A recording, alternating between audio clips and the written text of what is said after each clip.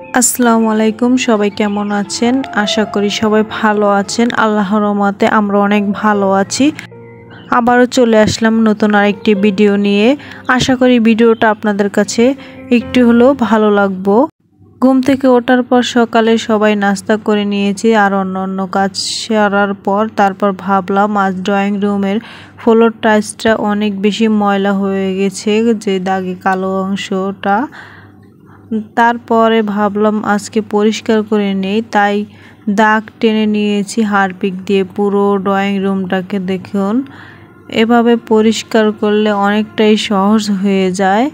তো তারপরে একটা স্টিল সোপা দিয়ে ঘষে মজে পরিষ্কার করে নিচ্ছি। আপনারা অবশ্যই হ্যান্ড গ্লাভস পরে নেবেন। আমাদের হাতের কাছে যেহেতু হ্যান্ড গ্লাভস ছিল না, তাই হ্যান্ড গ্লাভস ছাড়াই পরিষ্কার করে নিয়েছি। যেহেতু আমরা অল্প একটুই পরিষ্কার করব, বেশি তো আজকে পরিষ্কার করব না। তাই হারপিকটা দেওয়ার পর 5 মিনিট ওয়েট করেছিলাম। তারপর আফু ঘষেছে আর আমি দাঁড়ায় লাঠি দিয়ে মুছে নিচ্ছি। এটা অনেকবারই মুছতে হয়, কারণ এটা অনেক যেহেতু পিছলা টাইপের হয়ে থাকে, তাই পুরো আমি 4-5 বারের মতো মুছেছি। লাঠি দিয়ে আমি অনেকবার মুছেছি, তারপর একটা তোয়ালে দিয়ে মুছে নিয়েছি। তারপরে যে দেখুন আমাদের ফাইনাল লুক, পুরো একদম ধবধবা সাদা হয়ে গেছে। আমরা শুধু হারপিক আর হুল পাউডার ব্যবহার করছি, এছাড়া আমরা অন্য কিছু ব্যবহার করিনি। এতে করে আমাদের অনেক পরিষ্কার হয়ে গেছে, দেখতে পাচ্ছেন একদম চকচকে হয়ে গেছে। তারপর পরিষ্কার করার তারপরে কিচেনে চলে আসলাম। কিচেনে রান্না করার জন্য আফু ভেন্ডি ভাজি করবে, তাই ভেন্ডি কেটে নিচ্ছে সুন্দর করে। ভেন্ডিটাকে আগে সুন্দর করে ধুয়ে নিয়েছিল, তারপর কাটা হয়ে গেছে দেখুন ভেন্ডিটাকে পুরোপুরি। তারপর ভেন্ডিটা ভাজি করে নিব, তাই পেঁয়াজ দিয়ে দিচ্ছি বেশি করে আর কাঁচামরিচ দিয়ে দিচ্ছি। ভাজিতে বেশি পেঁয়াজ ব্যবহার করলে খেতে অনেক বেশি ভালো লাগে, তাই পেঁয়াজটাকে 1 মিনিটের মতো ভেজে নিব, এর বেশি ভাজার দরকার নাই। তারপর দিয়ে দিচ্ছি স্বাদ মতন লবণ আর সামান্য একটু হলুদের গুঁড়ো। এবার সুন্দর করে ভেজে নিব হলুদের গুঁড়োটা। যারা চিংড়ি মাছ দিয়ে করতে চান তারা এই পর্যায়ে চিংড়ি মাছও দিয়ে নিতে পারেন। আমরা যেহেতু চিংড়ি মাছ দিয়ে করব না, তাই আমরা চিংড়ি মাছ দিচ্ছি না। তারপর হলুদটাকে সুন্দর করে ভেজে নেওয়ার পর এবার দিয়ে দিচ্ছি ভেন্ডি দিয়ে এবার সুন্দর করে নেড়ে দিয়েছি। তারপর ঢাকনা দিয়ে ঢেকে দেব। 2 মিনিটের মতো ঢাকনা দিয়েছিলাম, এর বেশি দেওয়ার দরকার নাই। তারপরে সুন্দর করে লাড়া দিয়ে দিব। এই ভাজিটা অনেক বেশি সবুজ হয়, আমরা বেশি লাল করে রান্না করি না। আর এই পর্যায়ে ভাজিটা হয়ে গেছে। তারপরে চলে আসলাম মাছ ভাজার জন্য। মাছটাকে লবণ আর হলুদ মেখে নিচ্ছে। এটা হচ্ছে তেলাপিয়া মাছ, এটা রান্না করব না, এটা শুধু ফ্রাই করব। মিনহা আর মেজবা ওদের দুজনকে খাওয়াবো, তাই সুন্দর করে ফ্রাই করে নিব মাছটাকে। তারপরে মাছটাকে চুলায় দিয়ে এবার লবণ হলুদ মেখে নিচ্ছি কই মাছ আর শিং মাছ। এটা আমাদের দেশের মাছ। দেশের মাছ খেতে অনেক বেশি মজা লাগে, এটা কোনো চাষের না। তারপরে এটা মাছটাকে উল্টে নিচ্ছি, তেলাপিয়া মাছটাকে ভাজা হয়ে গেছে আর ওদের জন্য প্লেটে নিয়ে নিয়েছি। তারপর দিয়ে দিচ্ছি কই মাছটাকেও ফ্রাই করা হয়ে গেছে। তারপর দিয়ে দিব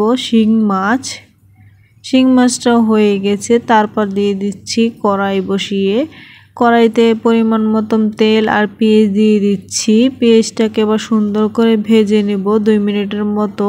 যারা এই পর্যন্ত আমার সাথে আছেন তাদের যদি একটু হলো আমার ভিডিওটা কোনো অংশে ভালো লাগে থাকে, তাহলে আমাকে একটা লাইক করে দিবেন। আর যারা অলরেডি এই কাজটা করেছেন তাদেরকে জানাই অসংখ্য ধন্যবাদ।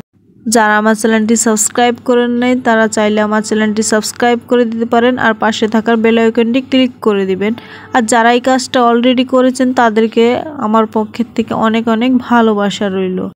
তারপরে মাছ রান্না করার জন্য সব রকমের মশলা দিয়ে এবার সুন্দর করে মশলাটাকে কষিয়ে নিচ্ছি। মশলাটা 2 মিনিটের মতো কষানোর পর দিয়ে দিচ্ছি পরিমাণ মতন ঝোল। তারপরে ঢাকনা দিয়ে ঢেকে দিব, বলক আসা পর্যন্ত অপেক্ষা করব। বলক চলে আসছে, এই পর্যায়ে আমি মাছগুলি ঢেলে দিব। সব মাছ কই মাছ আর শিং মাছ একসাথেই রান্না করব। তারপর মাছগুলি দেওয়ার পর এবার সুন্দর করে খুঁচুনি দিয়ে লাড়া দিয়ে দিচ্ছি। লাড়া দেওয়ার পর এবার সুন্দর করে ঢাকনা দিয়ে দিব। ঢাকনা দিয়ে রান্না করে নিব 2-1 মিনিটের মতো। তারপর ঢাকনাটা তুলে নিয়ে নিচ্ছি। এই পর্যায়ে মাছটা পুরোপুরি হয়ে গেছে, চুলাটা অফ করে দিচ্ছি। তারপরে আজকে ডিম আলু রান্না করব, তাই ডিম আলুটাকে সিদ্ধ করতে বসিয়ে দিয়েছিলাম। ডিমটাকে আমি আধা ঘন্টার মতো সিদ্ধ করে নিয়েছি। তারপর সিদ্ধ হওয়ার পর এবার সবগুলি ছুলে নেব। আলুটাকেও সুন্দরভাবে ছুলে নিয়ে নিচ্ছি। তারপর ডিমটাকেও ছুলে নেব। ছোলা হয়ে গেছে, এবার আলুটাকে একটু কেটে নিচ্ছি। আলু কাটার পর তারপরে কড়াই বসিয়ে দিচ্ছি। কড়াইয়ের মধ্যে পরিমাণ মতন তেল দিয়ে দিচ্ছি আর ডিমটাকে লবণ আর হলুদ মেখে নিচ্ছি। এবার হালকা করে একটু ভেজে নিব, বেশি ভাজবো না, খুবই হালকা ভাজবো। ভাজার পর দিয়ে দিচ্ছি তেল আর পরিমাণ মতন পেঁয়াজ। এবার সুন্দর করে ভেজে নেব পেঁয়াজটা ভাজা হয়ে গেছে পরে তারপর আমি ডিম রান্না করার জন্য সব রকমের মশলা দিয়ে এবার সুন্দর করে মশলাটাকে কষিয়ে নিব। 2 মিনিটের মতো কষিয়ে নিয়েছি।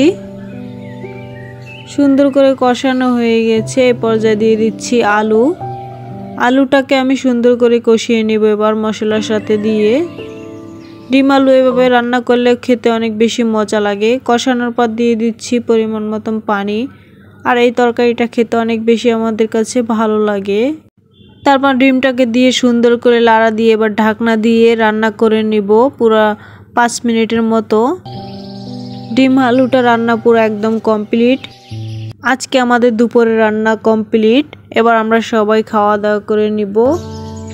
সব কিছু টেবিলে নিয়ে আসছি, সবাই একসাথে খাওয়া দাওয়া সেরে নিব। তো আজকের মতো ভিডিওটা এই পর্যন্তই। সবাই ভালো থাকবেন, সুস্থ থাকবেন। আল্লাহ হাফেজ।